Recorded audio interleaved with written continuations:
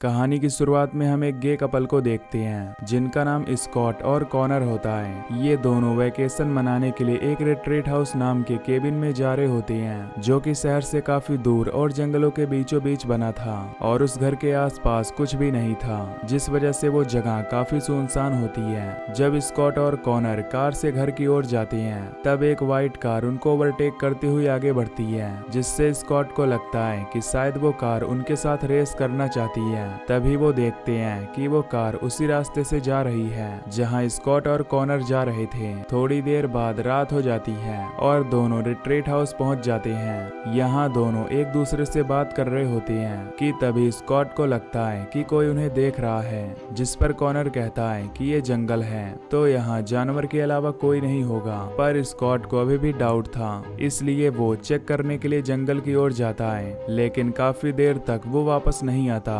जिससे कॉनर को उसकी चिंता होती है और वो स्कॉट को ढूंढने निकल जाता है। यहाँ कॉनर को कहीं पर भी स्कॉट नहीं दिखता। तभी अचानक एक मास्क पहना आदमी आता है और कॉनर पर हमला कर देता है। यहाँ से सीन शिफ्ट होता है और हम कॉनर की फ्रेंड्स को देखते हैं जो कि लेस्बियन कपल होती हैं, जिनका नाम रेनी और वैलरी है। इन दोनों का रिलेशन ठीक नहीं चल रहा होता क्योंकि वैलरी शादी करना चाहती थी और रेनी शादी के लिए तैयार नहीं थी। इन सब चीजों को देखकर कॉनर ने वैलरी को वैकेशन पर जाने के लिए कहा था ताकि उनका रिश्ता अच्छा हो सके। कॉनर ने उसे उसी रिट्रीट हाउस में बुलाया होता है जहां वो अपने बॉयफ्रेंड के साथ गया हुआ था। इसके बाद रेनी और वैलरी वहां जाने के लिए निकल जाती हैं, जहां वो एक गैस स्टेशन पर रुकती हैं। यहाँ रेनी वॉशरूम के लिए जाती है। तभी एक अनजान आदमी वैलरी से फ्लर्ट करते हुए उससे बात करता है, जिससे वैलरी को काफी अजीब लगता है। पर तभी वहाँ रेनी आ जाती है और बात को घुमाते हुए वैलरी को अपने साथ ले जाती है। अब रास्ते में रेनी बताती है कि वो जिस हाउस में जा रहे हैं वो रैंडी और स्टीव नाम के कपल ने बनाया है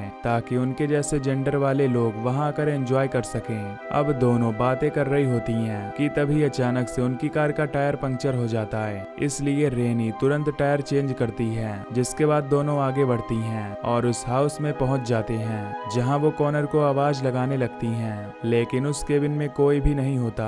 तभी वो देखती हैं कि उनके फ्रेंड्स का सामान बिखरा पड़ा है, जिससे उन्हें अजीब लगता है क्योंकि कॉनर हमेशा अपने सामान को संभाल कर रखता है।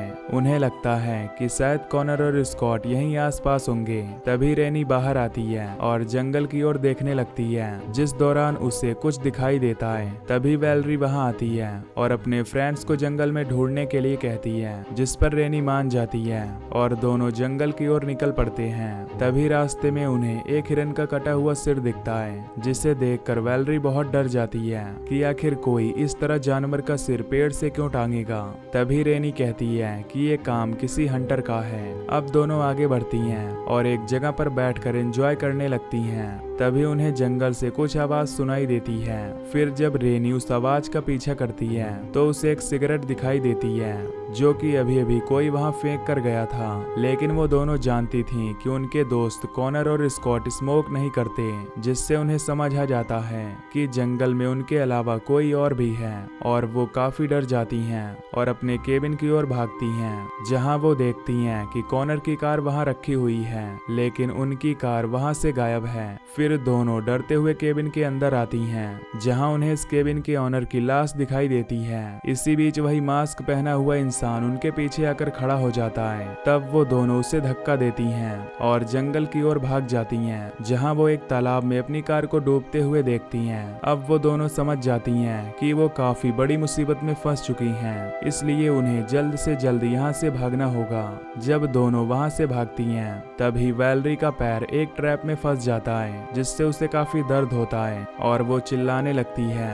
तभी रेनी उसे चुप करती है क्योंकि उसकी आवाज से वो आदमी उन्हें पकड़ लेगा। रेनी वैलरी को छुड़ाने की पूरी कोशिश करती है, लेकिन वो ट्रैप नहीं निकलता, इसलिए रेनी अपनी कार में रखे औजार को लेने जाती है। रेनी तालाब के अंदर जाती है और कार की डिग्गी से औजार लेकर वैलरी की ओर आती है, लेकिन तभी उसे वैलरी वहां नहीं दिखाई देती, जिससे वो काफी घबरा जाती है। इसके बाद उसकी नजर पेड़ पर टंगे एक कैमरे कैमरे पर जाती है। जब वो उस कैमरे के पास जाती है तभी वो मास्क वाला आदमी आकर उस पर हमला करके उसे बेहोश कर देता है। फिर रेनी को जब होश आता है तो वो अपने आप को एक बेसमेंट में बंधा हुआ पाती है। यहाँ रेनी को एक और कैमरा नजर आता है जिससे वो समझ जाती है कि उस आदमी ने उस पर नजर रखने के लिए ये कैमरा लगाया है।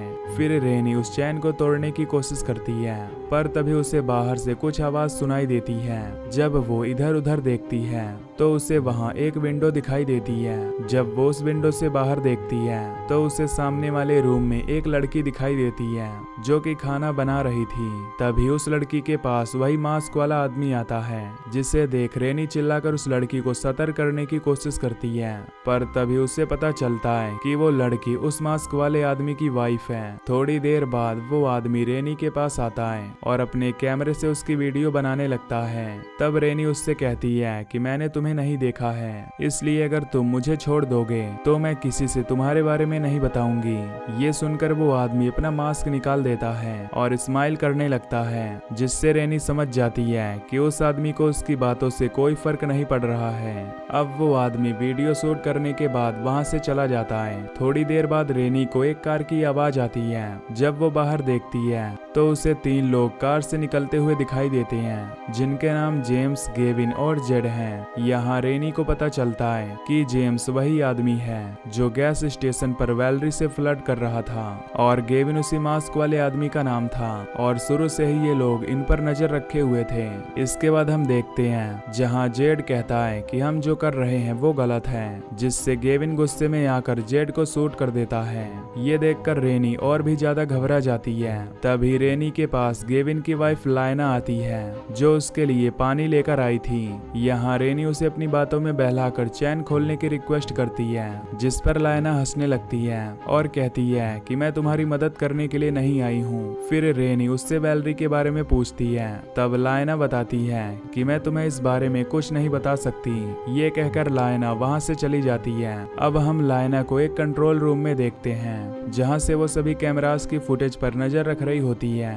जिसके बाद हम देखते हैं कि गेविन और जेम्स स्कॉट को टॉर्चर कर रहे होते हैं। यहाँ स्कॉट रोते हुए उनसे कहता है कि वो उसे छोड़ दें, लेकिन कोई भी उसकी बात नहीं सुनता। अब जेम्स अपना मास्क पहन लेता है और गेविन कैमरा चालू करके स्कॉट का वीडियो बनाने लगता है। इसके बाद जेम्स स्कॉट के पास जाकर एक कुल्हाड़ी से स्कॉट का सिर काट कर उसे मार डालता है। दूसरी तरफ लायना इन सब की वीडियो फुटेज देखकर बहुत खुश हो रही होती है। यहाँ रेनी अपने आप को चैन से छुड़ाने के लिए अपनी एक उंगली तोड़ देती है जिससे उसे काफी दर्द होता है, लेकिन बेसमेंट का गेट लॉक होने के कारण वो वहाँ से बाहर नहीं भाग पाती। इसलिए रेनी एक कोने में जाकर छिप जाती है ताकि जब उसे चेक करने के लिए कोई आए तो वो उस पर अटैक करके भाग सके। इधर लायना को जब कैमरे में रेनी नहीं दिखती तो वो तुरंत बेसमेंट में जाती है जिससे रेनी उस पर हमला कर देती है, लेकिन लायना के पास एक बेसबॉल बैट होता है जिससे वो रेनी पर हमला करके उसे मारने लगती है, लेकिन रेनी किसी तरह उससे बैट छीन लेती है और लायना के सिर पर मारकर उसे बेहोश कर देती है। इसके बाद रेनी वहां से भाग जाती है। तभी उसे बाहर पड़ी एक कार के अंदर फोन दिखाई देता है, लेकिन कार लॉक होती है। इसी बीच उसे वैलरी के रोने की आवाज सुनाई देती है, इसलिए वो आवाज का पीछा करते हुए एक शेड तक पहुंच जाती है जहां वो वैलरी और कॉनर को बंधा हुआ देखती है। साथ ही यहाँ पर जेम्स और गेविन भी थे। यहाँ वो दोनों कॉनर को मारने की तैयारी कर रहे होते हैं। तभी गेविन कैमरा ऑन करता है और जेम्स से कहता है कि इस बार हमें फैंस की डिमांड पर मर्डर करना होगा, क्योंकि पिछला मर्डर फैंस को ज्यादा पसंद नहीं आया था। अब जेम्स अपनी कुल्हाड़ी लेकर आगे बढ़ता है और कॉनर के फेस पर कई बार अटैक करके उसे जान से मार डालता है। ये देखकर वैलरी बहुत डर जाती है और रोने लगती है। अब जेम्स और गेविन वैलरी के पास जाते हैं, वो उसे भी मारते कि तभी लायना वहां जाती है और गेविन को बता देती है कि रेनी भाग गई है। लायना काफी घायल थी, इसलिए गेविन और जेम्स उसे लेकर घर में जाते हैं। इस बात का फायदा उठाकर रेनी तुरंत वैलरी के पास आती है और उसे खोलने लगती है। तब वैलरी उसे पुलिस के पास जाकर मदद लाने को कहती है, जिस पर रेनी उसे अकेला छोड़कर जाने से मना करती है। इसके बाद वो वैलरी को छुड़ा लेती है और दोनों वहीं छुपकर उन तीनों को मारने का प्लान बनाती हैं। यहाँ वैलेरी कुछ एसिड बोतल्स को देखती है, फिर वो उन्हें मिक्स करके रेनी को दे देती है। वो रेनी को ये एसिड जेम्स के ऊपर फेंकने के लिए कहती है और वैलेरी बेसबॉल बैट लेकर वहीं पर छुप जाती है। जैसे ही जेम्स अंदर आता है तब रेनी जल्दी से एसिड को उसके फेस पर फेंक देती है, जिससे जेम्स का चेहरा जल जाता है और वो चिल्लाते हुए वहां से भाग जाता है। तब रेनी और वैलेरी भी गेट को ओपन देखकर वहां से बाहर आ जाती हैं। वो वहां से कार लेकर भागने का सोचती हैं, लेकिन कार की चाबी गेविन के घर में होती है, इसलिए रेनी चाबी लेने के लिए घर के अंदर जाती है, पर उसे वहां कोई चाबी नहीं मिलती।